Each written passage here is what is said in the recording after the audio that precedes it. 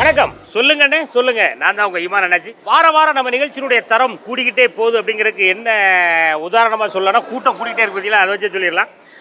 நிறைய பேர் என்கிட்ட வந்து வெளிநாடுகள் இருந்தெல்லாம் ஃபோன் பண்ணி சொல்கிறாங்க, உங்கள் நிகழ்ச்சி அரை மணி நேரம் ரொம்ப கலகலப்பாக போகுது, நிறைய உபயோகமான தகவல்களாக நாங்கள் தெரிஞ்சுக்கிறோம், இன்னும் இதே போன்ற புது புது கேள்விகளாக கேளுங்க அப்படின்னு கேட்டிருக்கீங்க. உங்கள் எல்லாருக்கும் நம்ம சொல்லுங்கண்ணே சொல்லுங்க நிகழ்ச்சி சார்பாக ஒரு நன்றியை சொல்லிவிட்டு, இன்றைக்கி நாம் எங்கே நின்றுட்டு இருக்கோம் அப்படின்னு கேட்டிங்கன்னா, ஆசியாவிலே மிகப்பெரிய ஒரு பேருந்து நிலையம். அப்படி எதுன்னு கேட்டால் அது நம்ம தமிழ்நாட்டுக்கு தான் அந்த பெருமை கிடச்சிருக்கு. அது நம்ம கோயம்பேடு பேருந்து நிலையம் தான் ஆசியாவிலே மிகப்பெரிய பேருந்து நிலையமாக. கிட்டத்தட்ட பல ஏக்கர் நிலப்பரப்பில் அமைஞ்சிருக்கக்கூடிய அந்த பேருந்து நிலையத்துக்குள்ளே தான் நம்ம நின்றுக்கிட்டு இருக்கோம். அதுலேயும் பயங்கர ஆர்வமாக இன்றைக்கி மக்கள் அண்ணாச்சி என்ன கேள்வி கேட்டாலும் நாங்கள் பதில் வச்சுருக்கோம் ஏன்னு தயாராக இருக்காங்க. வாங்க, அரை மணி நேரம் நிகழ்ச்சி ரொம்ப சந்தோஷமாக ஜாலியாக நிகழ்ச்சியை பார்த்து ரசிக்கலாம். வாங்க.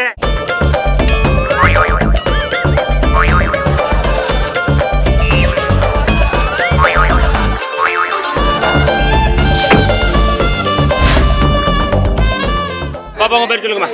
வைஷ்ணவி. வைஷ்ணவி, என்ன பண்றீங்க வைஷ்ணவி? பிடெக். பிடெக், சரி பாப்பா. பிடெக் படிச்சிருக்காப்ல, சீக்கிரம் வேலை கிடைக்க வாழ்த்துக்கள் பாப்பா.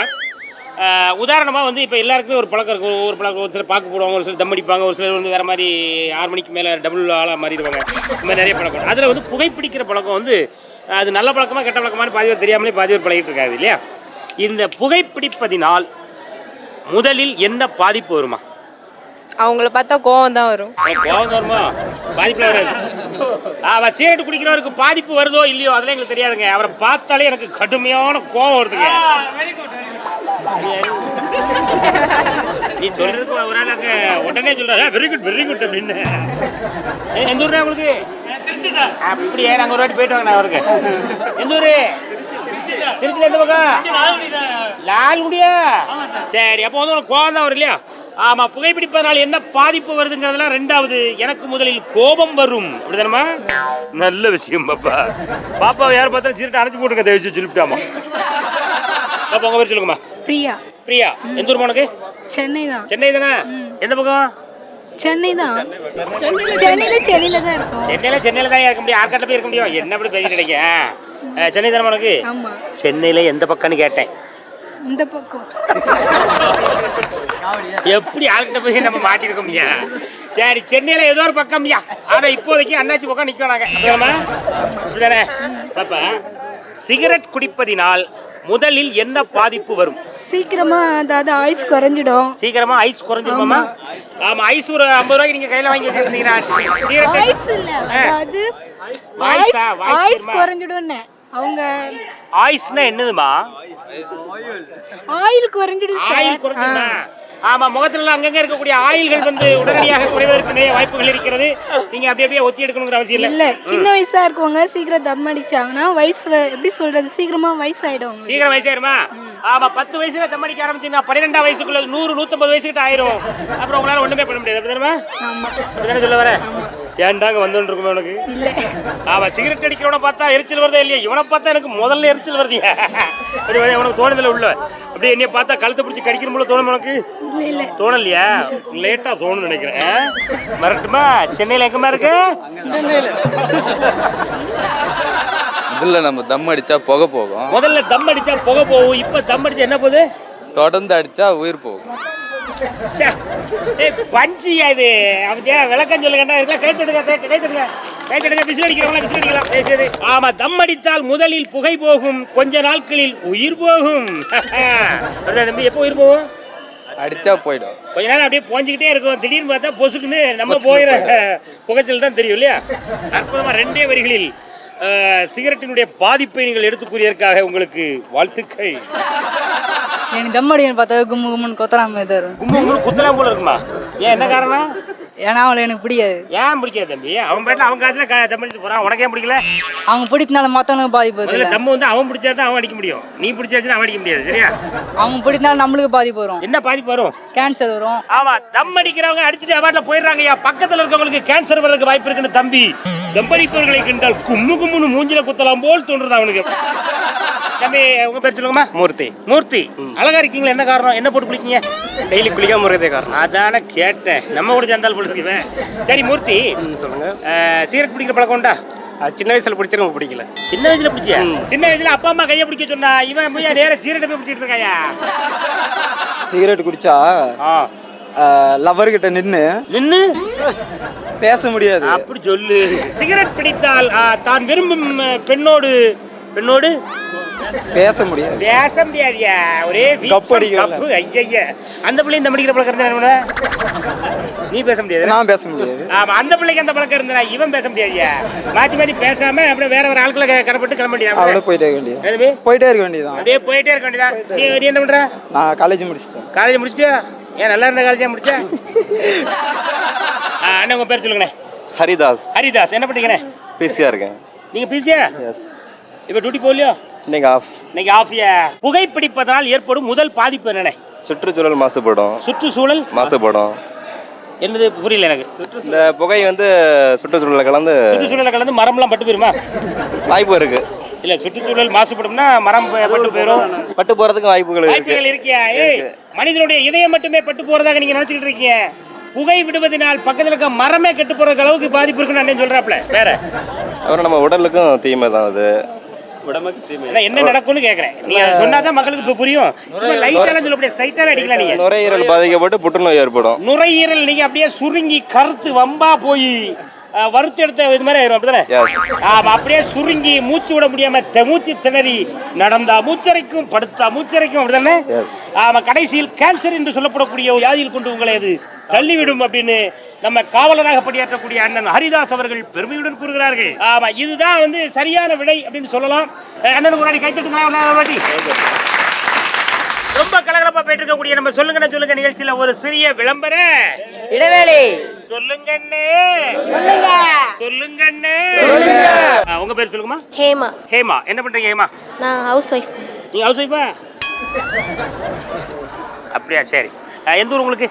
நான் ஆற்காடு. ஆற்காடா? நீங்க வட ஆற்காடா தென் ஆற்காடா? தென் ஆற்காடு. சரி. ஒரு பணம், அதாவது ஒரு நோட்டு, அதாவது பணம்னு சொல்லுவாங்கல்ல, அந்த ஒரு 100 ரூபாய் நோட்டையோ ஒரு 500 ரூபாய் நோட்டையோ எடுத்து இது நல்ல நோட்டு இல்ல இது கள்ள நோட்டு இப்படின்னு கண்டுபிடிக்கிறது எப்படிமா? ஃபர்ஸ்ட் நோட் எடுத்துக்கணும். அதாவது நம்ம செலவு பண்ற நோட்டு. நம்ம செலவு பண்ற நோட்டா செலவு பண்ற நோட்டா? செலவு பண்ற நோட்டு. செலவு பண்ற நோட்டு. நம்ம செலவு பண்ற நோட்டு ஒரு நோட்டா 2 நோட்டாமா? 1 ரூபாய் நோட்டு. 1 ரூபாய் நோட்டா? 1 ரூபாய் அது இருக்கா கொண்ணும்? அது என்ன தெரியாது. தடபட்டாங்களா? எங்க அப்பாக்கு தெரியாம ஒரு பாக்கெட்ல இருந்து நான் எடுத்தா அது நல்ல நோட்டு. ஆமா, அதாவது ஒவ்வொரு தகப்பனாருக்கு தெரியாமல் அவருடைய பைக்குள் நைஸா கையவுட்டம் எடுக்கும் பத்தியா இது எல்லாமே நல்ல நோட்டியா?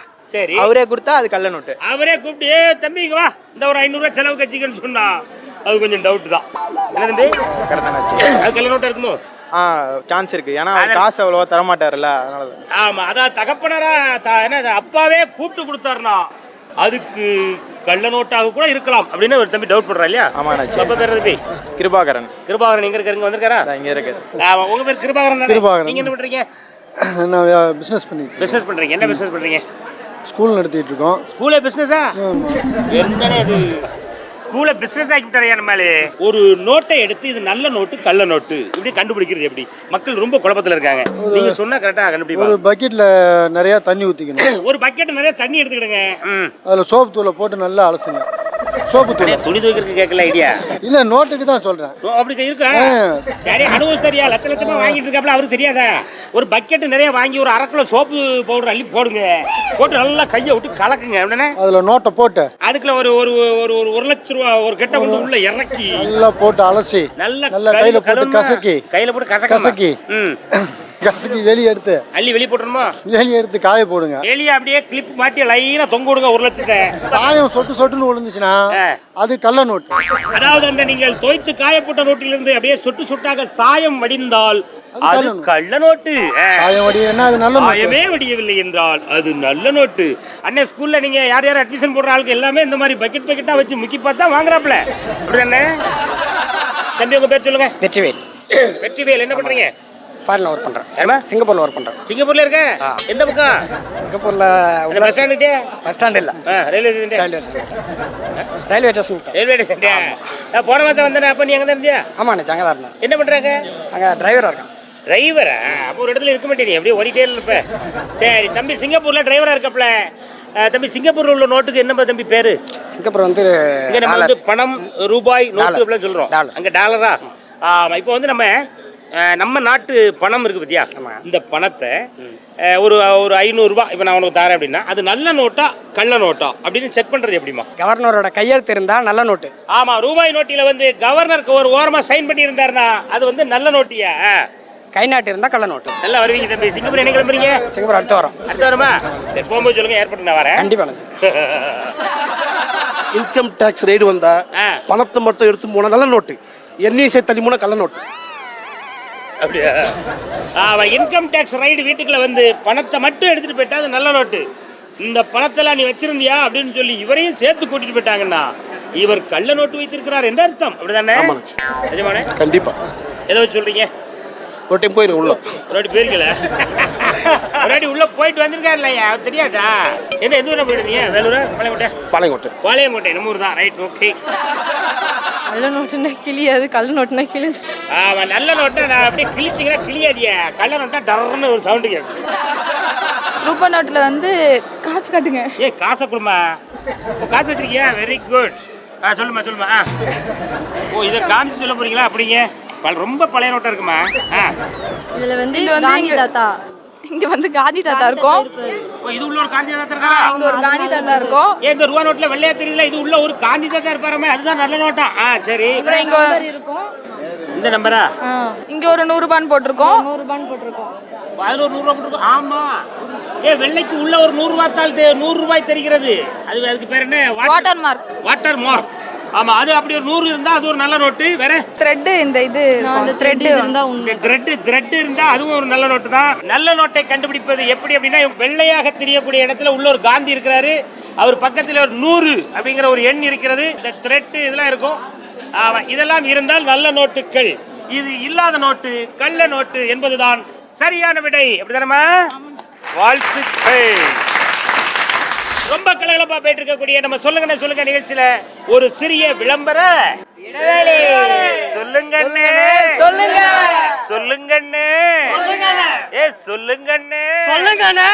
உங்க பேர் என்ன? விஜய். விஜய். விஜய் எந்த ஊர் உங்களுக்கு? பெரம்பலூர் மாவட்டம். பெரம்பலூரா?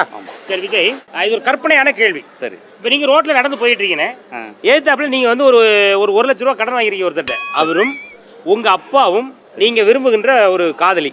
சரி. கடன்காரன், அப்பா, காதலி 3 பேர் ஏத்தாப்புல ஒரே நேரத்துல அங்க இருந்து வராங்க. சரி. ஆமா, யார முதல்ல நீங்க சமாளிப்பீங்க? கடன்காரர் தான். எப்படி? எதுக்காக? என்ன காரணம்? அப்பா கிட்ட பணம் கேட்டால் தர மாட்டாங்க. ரைட்டு.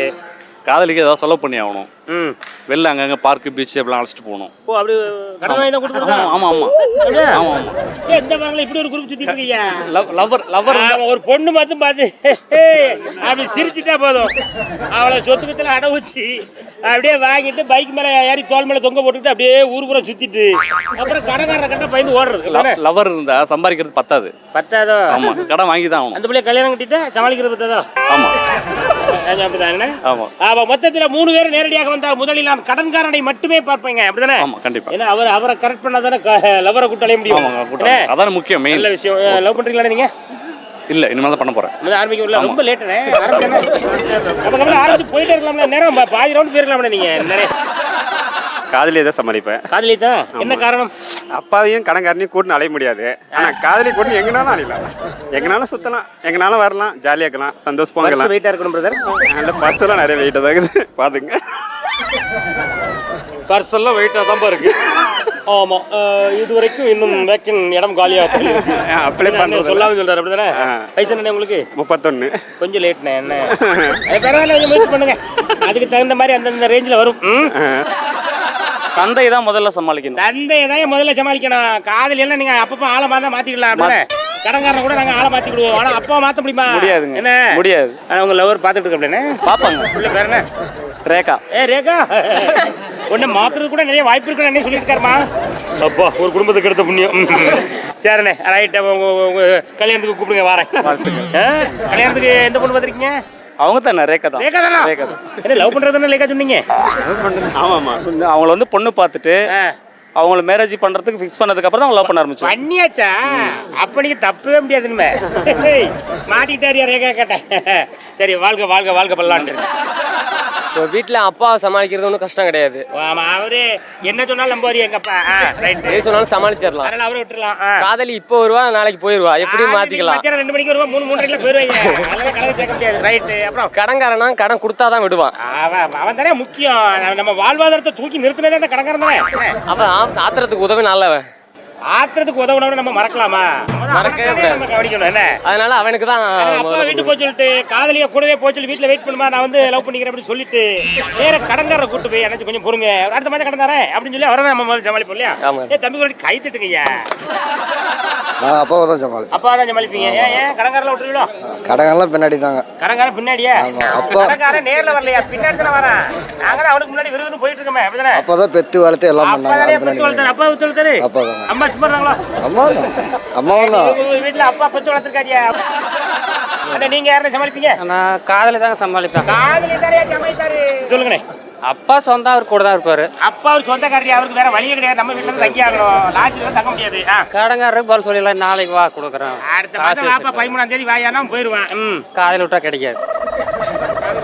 காதலி விட்டா 100 காதலை கரெக்ட் பண்ணிக்கலாம். காதலி விட்டா 100 காதலை கரெக்ட் பண்ணிக்கலாம். கரெக்ட் பண்ணலாமா? காதலினா ஒன்னா தான் காதலிக்கிறதா, எல்லாத்தையும் காதலிச்சு முடியுமா? எல்லாத்தையும் காதலி கூடாதா? காதலே ஒரு மனசாட்சி இருக்கு. இவெல்லாம் ஒரு 20 பேரை லவ் பண்றானே. நான் கடிக்கப்பாங்க. முதல்ல அப்பாவை தான் கவனிப்பேன். அப்பாவை தானா? ஏன் அப்படி? அப்பாவை கவனிச்சு அப்பா பர்ஸ்ல இருந்து ஏடிஎம் கார்டு எடுத்து அந்த பணத்தை வந்து கடன்காரனை கொடுத்துருவேன். அனுப்பி விட்டுருவேன். ஆமா, காதலிய பைக்ல ஏத்திட்டு வந்தாவா பறந்து போயிடுவேன். கிளம்பிடுவோம்ல ஐயா. எங்க அப்பாட்ட லைசா கூப்பிடுவேன். அப்பா வணக்கம், அப்படியே அந்த பர்ஸை கொடுங்க அப்படின்னு அந்த ஏடிஎம் எடுத்து கடன்காரனை கொடுத்து பின் நம்பர் சொல்லி அவனை அனுப்பி விட்டுருவோம். ரெண்டும் கிளம்பிடுவோம். காதலிய பைக்ல ஏத்திட்டு பறந்துருவேன். பறந்து நேரம் வண்டி மகாபலிபுரத்துல போய் தான் நிற்கும். அப்படிதானே? ஆமா. எப்படி பயங்கர பிளான்ல இருப்போம் போல இருக்கு ஐயா. லவ் பண்றியா? இல்ல சார், அதுக்கு வாய்ப்பு கிடைக்கல. ஏன் தம்பி, நல்லா ஆள்ல பர்சனாலிட்டி தானே இருக்கு. வாய்ப்பு அமையலையா? பிள்ளைக்கு கொடுத்து வைக்கல போல இருக்குண்ணே. ஆமா, அப்படி நினைச்சு நினைச்சு பாட்டல. நாளைக்கு ஒரு 10-15 ஃபோன் வரும், அதுல ஏதாவது செலக்ட் பண்ணி போ. இப்போ நீங்க ரோட்ல நடந்து போயிட்டு இருக்கீங்க. சரிண்ணே. உங்களுடைய நீங்க கடன் வாங்கிருக்கீங்களா ஒரு ஆள்கிட்ட? ஆமா. எவ்வளவு வாங்கிருக்கீங்க? 50,000 தான். கம்மியாக தான் வாங்கியிருக்கேன். 50,000 கம்மியா? கடன் வாங்கினச்சு உங்களுக்கு. எத்தனை வருஷத்துக்கு முன்னால? அது ஒரு 7-8 வருஷம் ஆயிடுச்சு. கடைக்காரர் இருக்காரா, போயிட்டாரா? இருக்காரு, இன்ன வரைக்கும் தேடிட்டு தான் இருக்காரு. கடன் வாங்கினவர் ஏத்தப்பல வராரு. அது எதுல உங்க அப்பா இருக்காரா? ஆமா, இருக்காங்க. இருக்காங்கல்ல. உங்க அப்பா பேர் என்ன? ஐயம்பெருமாள். ஐயம்பெருமாள்னு ஏத்தப்பல வராரு. உங்க வேற என்ன? பிரேமா. பிரேமா. உங்க லவர் பிரேமாவும் ஏத்தப்பல வர்றாங்க. உங்க அப்பா ஐயம்பெருமாளும் வராப்ல. மண்டே தப்பா நினைக்காதீங்க. நீங்க ஏத்தாப்புல போறீங்க. ஆமாண்ணே. 3 பேருக்குமே கொஞ்சம் கண்ணு கூசத்தான் செய்து அப்படியே கண்ணு வராங்க. இந்த 3 பேரில் நீங்கள் யாரை முதலில் சமாளிப்பீர்கள்? முதல்ல சமாளிக்கணும்னா சமாளிக்கிறத விட நான் ஒரு வித்தியாசமா செஞ்சிருவோம்ண்ணா. என்ன நீங்க ஓடி திரும்பி? அப்பெல்லாம் கிடையாது. கடன்காரன்ட்ட கொண்டு எங்க அப்பாவை கொண்டு ஒப்படைச்சிருவேன். ஏப்பா கடன்காரன் கொஞ்சம் சமாளிச்சுக்கிட்டு இருக்கு. ஐயம்பெருமாள் கொண்டு போய் தூத்துக்குடி பஸ் ஸ்டாண்ட்ல கடன் வாங்கினாரு, அவர்கிட்ட ஒப்படைச்சு நான் கடன் தர வரைக்கும் இவரை வச்சு சோறு போடியா போயா அப்படின்னு சொல்லி அவர்கிட்ட அனுப்பிட்டு காதலியை விட்டு அப்படி பறந்து பிரேமாவை கூட்டிட்டு அடுத்த இடத்துல போய் கடன் வாங்குறதுக்கு கிளம்பிடுவோம். ஒரு 2 பேரும் சேர்ந்து கடன் வாங்கல. இதே சொல்லிதானே குடும்பம் எல்லாம் ஓஹோன்னு வரும் போல இருக்க. அப்போ இப்படித்தான் நீங்க சமாளிப்பீங்க. அப்ப நீங்களும் உங்க லவர் பிரேமாவும் சேர்ந்து அடுத்த கடனுக்காக. ஆமா ஆமா ஆமா, அடுத்த செலவுக்கு காசு வேணும்ல. இதே குரூப் இதே ஜோலியா தான் அலைஞ்சிட்டு இருக்கோம் ஒவ்வொரு இடமும். நல்ல முகத்தை எல்லாம் அங்க திருப்பி கேட்டுக்கணும். மூஞ்ச நல்லா பாத்துக்கிடுங்கய்யா. கடன் கேட்டு கொடுத்தீங்கன்னா நான் பொறுக்க முடியாது. 1/2 மணி நேரம் நிகழ்ச்சி ரொம்ப கலகலப்பா பார்த்துருப்பீங்க. நிறைய பேர்ட்ட கேள்வி கேட்டேன். அதாவது நம்ம நடந்து போகும்போது எதிர்த்தாப்புல உங்க அப்பா, காதலி, கடன்காரன் யாரு வந்தா நீங்க வந்து யாரை முதல்ல சமாளிப்பீங்க அப்படின்னு கேட்டோம். ஒவ்வொருத்தரும் வேடிக்கையா வினோதமா ரொம்ப அழகா சொன்னாரு. நம்ம அண்ணன் கடன் வாங்குறதுக்குன்னு ஒரு குரூப்பா சுத்திட்டு இருப்பாரு போல் இருக்கு. இந்த மாதிரி விஷயங்கள்லாம் கேட்டு ரசிச்சிருப்பீங்க. இதுல என்ன ஒரு விஷயம் அப்படின்னு கேட்டீங்கன்னா, நீங்க யாரை முதல்ல சமாளிக்கிறது அப்படின்னா யாரையுமே நீங்க சமாளிக்க வேண்டிய அவசியம் இல்லை. ஏன் அப்படின்னா எல்லா 3 பேரிடமே நீங்கள் வந்து உண்மையாக இருந்தால் நீங்கள் யாரையும் சமாளிக்க வேண்டிய அவசியம் இல்லை அப்படின்னு கூட நம்ம சொல்லலாம். இந்த நிகழ்ச்சி இங்கே நிறைவு பெறுகிறது. இருந்தாலும் நிறைய உலகம் முழுக்க இருந்து நம்ம நிகழ்ச்சியை பார்த்துட்டு ரொம்ப சிறப்பா இருக்கு. அண்ணாச்சி, நிகழ்ச்சி முடியும் போது ஏதாவது உபயோகமா ஏதாவது ஒரு தகவலோடு சொல்லுங்களேன் அப்படின்னு நிறைய பெரியவர்கள்லாம் கேட்டுக்கொண்டதற்கு இணங்க ஒரு சின்ன தகவல் உங்களுக்கு சொல்லலான்னு இருக்கேன். பஸ் ஸ்டாண்ட்ல நம்ம நின்றுட்டு இருக்கோம். நிறைய ஓட்டுநர்கள் நம்ம நிகழ்ச்சியில் வந்து கலந்துக்கிறாங்க. நிறைய ஓட்டுநர்களை நம்ம பார்க்குறோம். ஒரு ஊர்ல இருந்து இன்னொரு ஊருக்கு போகும் பொழுது சாயந்தரம் நம்ம பஸ்ஸுக்குள்ள ஏறுறோம். காலையில் பஸ்ஸை விட்டு இறங்கி அது பாட்டில் போயிடுறோம். விடிய விடிய கண் விழித்து ஓட்டி நம்ம ஒரு 40 பேரை நிம்மதியாக தூங்க வச்சு கொண்டு வந்தார்ல, அந்த ஓட்டுநருக்கு நன்றி அப்படின்னு ஒரு வார்த்தை நீங்க சொன்னீங்கன்னா அவர் இன்னொரு 3 நாளைக்கு தூங்காம கண் விழிச்சு ஓட்டுவாரு. அந்த ஒரு நல்ல பழக்கத்தை நாம இன்னையில இருந்து ஆரம்பிப்போம் அப்படிங்கிற ஒரு சிறிய தகவலை சொல்லிட்டு மீண்டும் இன்னொரு சொல்லுங்க நிகழ்ச்சியில் உங்களை சந்திக்கும் வரை உங்கள்கிட்ட இருந்து அன்புடன் விடைபெறுவது உங்கள் இமான் அண்ணாச்சி. நன்றி, வணக்கம்.